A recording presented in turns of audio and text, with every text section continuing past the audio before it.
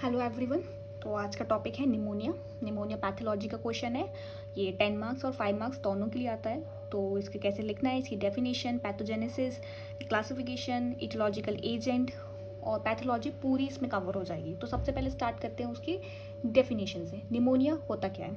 Pneumonia is defined as acute infection of lung involving alveoli और interstitium और both.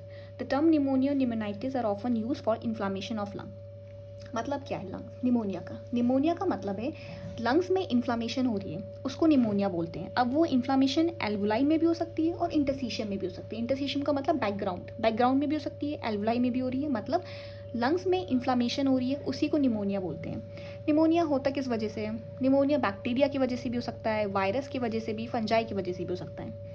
तो ये जो बैक्टीरियाज वगैरह होते हैं, माइक्रोब्स होते हैं, वो एंटर कर जाते हैं हमारे लंग्स के अंदर, फिर लंग्स में जाके फिर वो निमोनिया कर देते हैं। ये होता है निमोनिया की सिंपल डेफिनेशन हो गई। निमोनिया का मतलब यही होता है, एक्यूट इन्फेक्शन है लंग का involving alveoli interstitium, inflammation of lung. Lungs में इन्फ्लामेशन हो रही है जो कि एल्वुलाई में भी हो सकती है और इंटरस्टिशियम में भी हो सकती है, दोनों में भी हो सकती है। Pathogenesis, micro organism gain entry into lungs by 4 routes. अभी बताया निमोनिया किस वजह से हो रहा है, बैक्टीरिया, वायरस, फंजाई, इन सब की वजह से निमोनिया होता है। अब ये जो माइक्रोब्स कैसे लंग्स में एंटर करके निमोनिया करते हैं, उसकी पैथोजेनेसिस। अब ये माइक्रोब्स लंग्स में कैसे एंटर करेंगे, हमारे लंग्स के अंदर कैसे एंटर करेंगे? 4 रूट्स के थ्रू एंटर करते हैं। सबसे पहला आता है इनहेलेशन, जो कि मोस्ट कॉमन होता है। इनहेलेशन का मतलब जब हम सांस अंदर लेते हैं तो वो जो माइक्रोब्स होते हैं जो एयर में प्रेजेंट होते हैं, वो साथ साथ हमारे लंग्स में भी एंटर कर जाते हैं। किसके थ्रू? इनहेलेशन। जब हम सांस अंदर लेते हैं तो जो माइक्रोब्स एयर में प्रेजेंट है वो हमारे लंग्स में जाके निमोनिया कर देते हैं। सबसे पहला हो गया इनहेलेशन। फिर दूसरा आता है एस्पायरेशन ऑफ ऑर्गेनिज्म फ्रॉम नेसोफैरिंग्स और ओरोफैरिंग्स। इसका मतलब क्या है? इसका मतलब समझो, जब भी हम खाना खाते हैं, अब खाने में भी, फूड में भी बैक्टीरियाज होते हैं। अब जब भी हम खाना खाते हैं तो खाना ईसोफेगस में जाता है, लेकिन कभी कभी गलती से खाना ट्रेकिया में जाके, अब गलती से अभी अगर खाना का ट्रेकिया में चला जाता है, अब ट्रेकिया में जाने के बाद खाना जब ट्रेकिया में चला जाता है, अब फूड में भी बैक्टीरियाज होते हैं, तो वो बैक्टीरियाज लंग्स में चले जाते हैं, जिसकी वजह से फिर वो निमोनिया हो जाता है। तो एस्पायरेशन ऑफ ऑर्गेनिज्म का समझ में आ गया, फ्रॉम नेसोफैरिंग्स एंड ओरोफैरिंग्स। जब भी हम खाना खाते हैं, अगर खाना गलती से ईसोफेगस के थ्रू, ईसोफेगस की बजाय ट्रेकिया में एंटर कर जाए, तो फिर वो बैक्टीरिया लंग्स में पहुंच के निमोनिया कर देते हैं। एस्पायरेशन का समझ में आ गया। फिर आता है हिमेटोजीनस स्प्रेड। हिमेटोजीनस स्प्रेड का मतलब क्या होता है? हिमेटोजीनस स्प्रेड का मतलब जो बैक्टीरिया है, जो निमोनोकोकल बैक्टीरिया है, वो ब्लड में प्रेजेंट है। अब ब्लड में प्रेजेंट है, वो लंग्स में प्रेजेंट नहीं है, ब्लड में। अब ब्लड के थ्रू, अब ब्लड हमारी बॉडी में तो सब जगह जाएगा, लंग्स में, हार्ट में, सब जगह जाता है ब्लड। तो अब वो अगर बैक्टीरिया ब्लड में प्रेजेंट है तो वो ब्लड के थ्रू एंटर कर जाएगा हमारे लंग्स में, फिर वो जाके निमोनिया कर देता है। फिर आता है direct spread from adjoining site of infection. Direct spread का मतलब बैक्टीरिया लंग्स में प्रेजेंट नहीं है, लेकिन हमारे साइड वाले स्ट्रक्चर्स में प्रेजेंट है। जैसे बैक्टीरिया प्लूरल कैविटी में प्रेजेंट है, जैसे बैक्टीरिया, जैसे सबसे पहले direct spread from adjoining site of infection. इसका मतलब क्या हो गया? मतलब बैक्टीरिया लंग्स में प्रेजेंट नहीं है, लेकिन अदरवाइज स्ट्रक्चर में प्रेजेंट है। जैसे प्लूरल कैविटी में प्रेजेंट है, वर्टिब्रास में प्रेजेंट है। तो यहाँ अगर आसपास के स्ट्रक्चर में भी वो बैक्टीरिया प्रेजेंट होगा, वो तो डायरेक्टली जंप कर देंगे टू द लंग्स में, जिसकी वजह से निमोनिया हो जाएगा। मतलब आसपास के स्ट्रक्चर में भी बैक्टीरिया प्रेजेंट है तो वो डायरेक्टली जंप करेंगे लंग्स के अंदर, जिसकी वजह से निमोनिया हो जाएगा। तो ये रूट्स हैं कि कैसे बैक्टीरिया हमारी लंग्स के अंदर पहुँच के निमोनिया कर देगा। पहला आ गया इनहेलेशन, मोस्ट कॉमन होता है सांस के थ्रू। जब हम सांस अंदर लेते हैं तो बैक्टीरिया भी लंग्स में एंटर कर जाएगा। दूसरा एस्पायरेशन, जब हम खाना खाते हैं, गलती से खाना अगर ट्रेकिया में चला जाता है, अब खाने में भी बैक्टीरिया होते हैं तो वो ट्रेकिया से लंग्स में एंटर कर जाएंगे।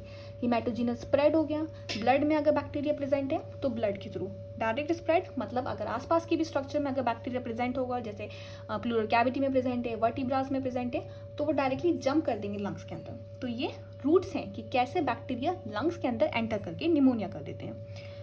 ये defence mechanism present in the lung. ये सिर्फ समझने के लिए आप बस इसको एक बार समझ लो, ऊपर ऊपर से सुपरफिशियल, लेकिन लिखना इतना इंपॉर्टेंट नहीं है एग्जाम में, बस समझने के लिए कि डिफेंस मैकेनिज्म प्रेजेंट। अब ऑब्वियसली सीधी सी बात है, कोई भी इतने सारे माइक्रोब्स होते हैं, वो डायरेक्टली कोई भी इतने सारे हमारी बॉडी के अंदर जाके अफेक्ट नहीं करेंगे। कुछ ऐसे मैकेनिज्म होते हैं, डिफेंस मैकेनिज्म प्रेजेंट होते हैं लंग्स में, जिसकी वजह से हमें प्रोटेक्शन मिलती है। तो फॉर कौन कौन सा है लंग्स में, कौन कौन से डिफेंस मैकेनिज्म हो गए? सबसे पहले हो गए nasopharyngeal filtering action, presence of the macrophage and protective immunoglobulins. ये सारे डिफेंस मैकेनिज्म है जो कि लंग्स में प्रेजेंट होते हैं, हमारे लंग्स को प्रोटेक्शन देते हैं। अब मैक्रोफेज हो गया जो कि फैगोसाइटिक सेल होती है जो कि बैक्टीरिया को एनगल्फ कर देती है। इम्यूनोग्लोबुलिन्स हो जाते हैं, नेजोफैरिंजियल फिल्टरिंग एक्शन हो जाता है, फैरिंग्स में जो म्यूकस सीक्रेटिंग होती है वो फिल्टरिंग एक्शन हो गया, प्रोटेक्टिव इम्यूनोग्लोबुलिन्स इम्यूनिटी हो गई। तो ये सारे जो डिफेंस मैकेनिज्म है जो हमें प्रोटेक्ट करते हैं, हमारे लंग्स को प्रोटेक्ट करते हैं। लेकिन अगर इनका फेलर हो जाए, ये सब चीज़ों का फेलर हो जाए, failure of this defence mechanism and present of certain predisposing, ये वाले फैक्टर्स प्रेजेंट हों, तो जिसकी वजह से क्या निमोनिया हो जाता है। ये सिर्फ समझ लो कि लंग्स में डिफेंस मैकेनिज्म होती है जो हमारे लंग्स को प्रोटेक्ट करती है। अगर वही डिफेंस मैकेनिज्म का फेलर हो जाएगा तो जिसकी वजह से निमोनिया भी हो सकते हैं, चांसेस बढ़ जाते हैं। तो कौन कौन से प्रीडिस्पोजिंग फैक्टर्स होते हैं? जैसे अल्टर्ड कॉन्शियसनेस, हमारा कॉन्शियसनेस बिगड़ जाए, depressed cough and glottic reflex हो जाए, इम्पेयर म्यूकोसिलरी ट्रांसपोर्ट हो जाए, इम्यूनो कॉम्प्रोमाइज स्टेट, जैसे इम्यूनिटी हमारी वीक हो जाए, जैसे एड्स में, इन सारी कंडीशंस में, endobronchial obstruction, impaired alveolar macrophage function, alveoli एल्वलाइज होती हैं लंग्स में। अब एल्वलाइज के अंदर भी मैक्रोफेज होती हैं, वो एल्वलाई में अगर मैक्रोफेज ही काम नहीं कर रही तो जिसकी वजह से भी निमोनिया हो सकता है। तो ये समझ लो, सिर्फ समझने के लिए कि डिफेंस मैकेनिज्म प्रेजेंट होते हैं लंग्स में।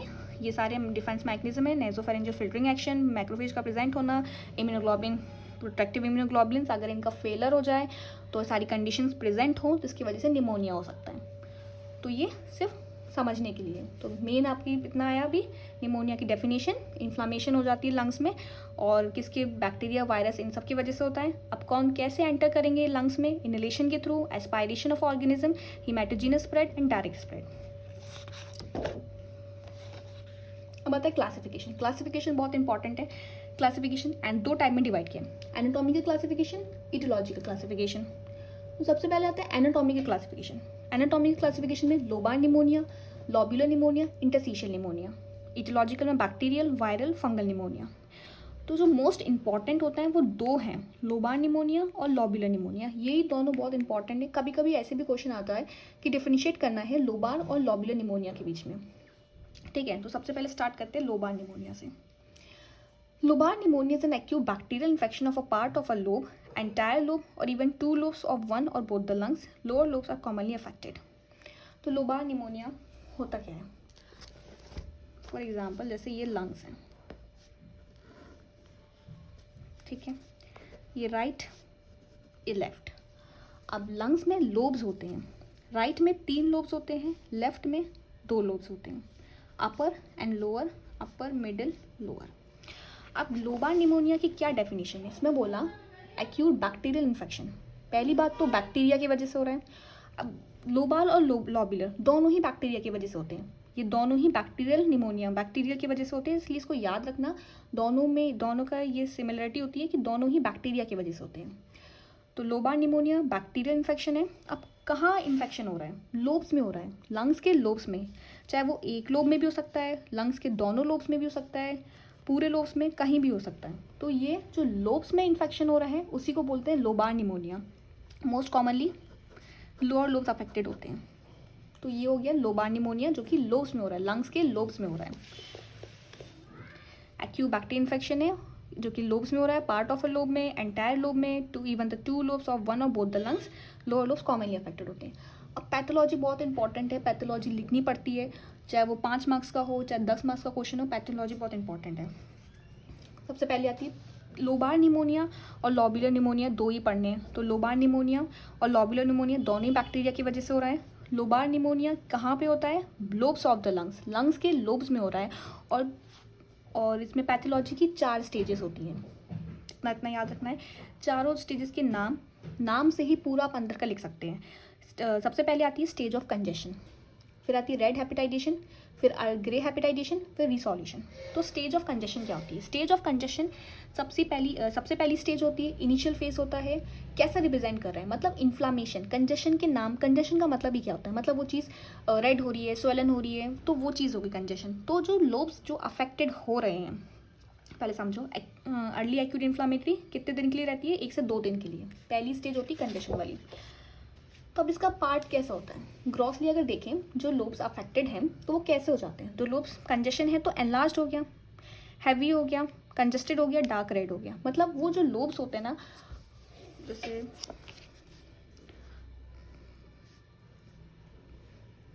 जैसे लोअर लोब में अफेक्ट हुआ।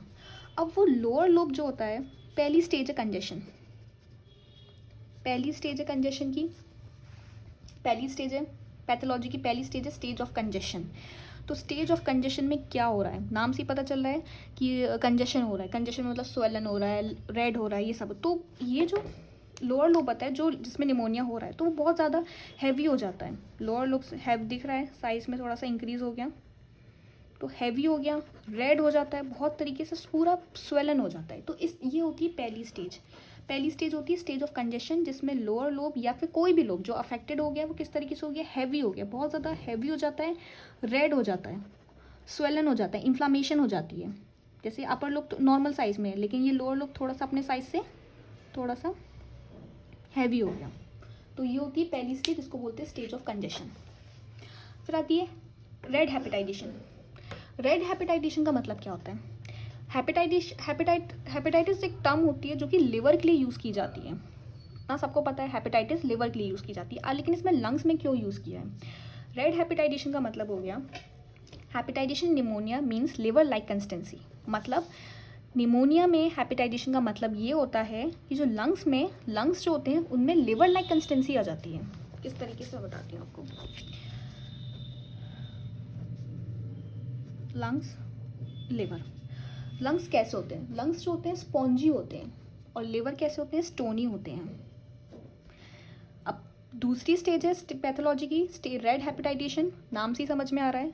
तो ये जो लंग्स होते हैं वो लिवर लाइक कंसिस्टेंसी में चेंज हो जाते हैं। मतलब जो स्पॉन्जी लंग्स थे वो स्टोनी हो जाते हैं, लिवर की तरह स्टोनी हो जाते हैं।